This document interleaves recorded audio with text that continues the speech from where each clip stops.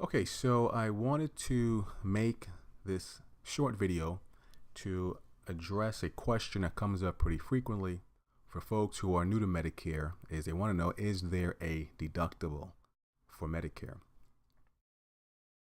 Medicare is comprised of two parts. You have your Part A, which handles things like your hospitalization. That's going to be things like any skilled nursing facility care, hospice care, home health care. And each time you are admitted into one of these facilities, or the hospital for that matter, there's going to be a deductible, which is going to be $1,288. And that's going to be per benefit period. Now, keep in mind that's different than an annual deductible.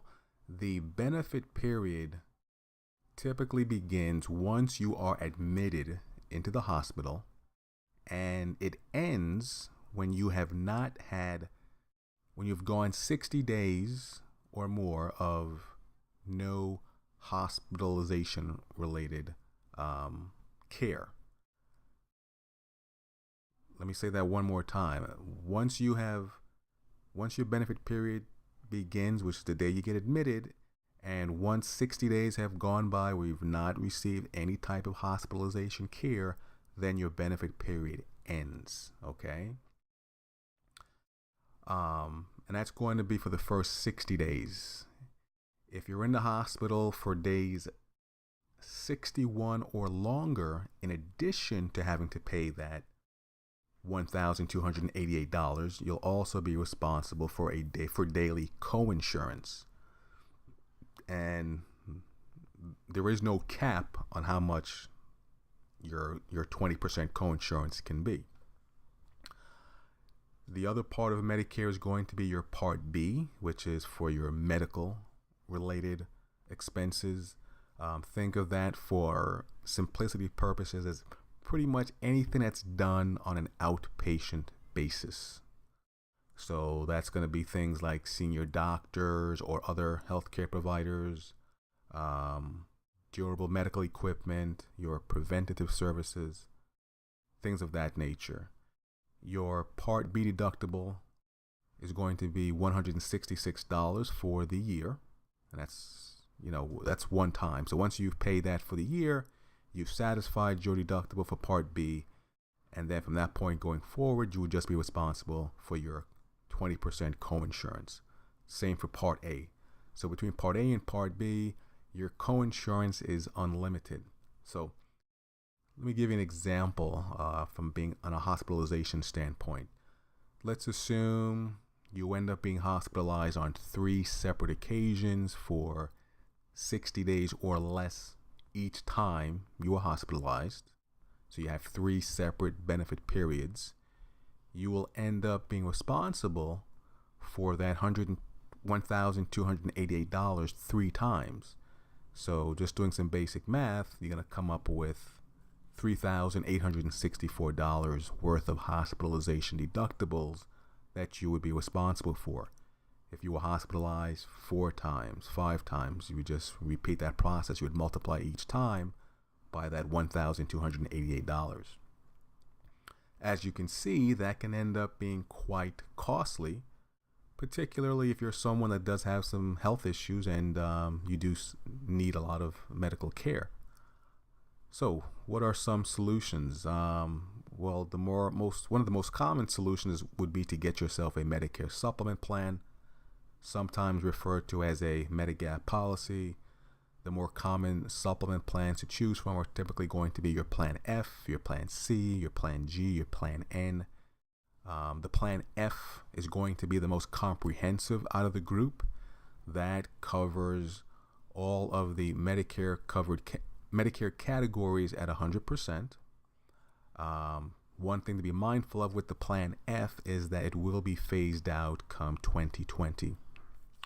So the next in line in terms of covering the Part A and B deductibles and co-insurance would be the Plan C. And then you have your Plan G, which would be next in line. It works pretty much like the Plan C does, except it does not cover the Part B annual deductible of $166. So you would be responsible for that $166 deductible. The Plan N, very similar to the Plan G, it also does not cover the Part B annual deductible.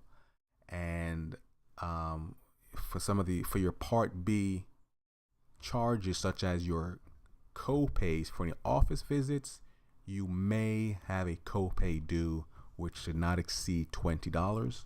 Also, if you end up having to go to the emergency room or the ER for some reason, if you don't get admitted on that visit, then you could be responsible for a co-pay of $75.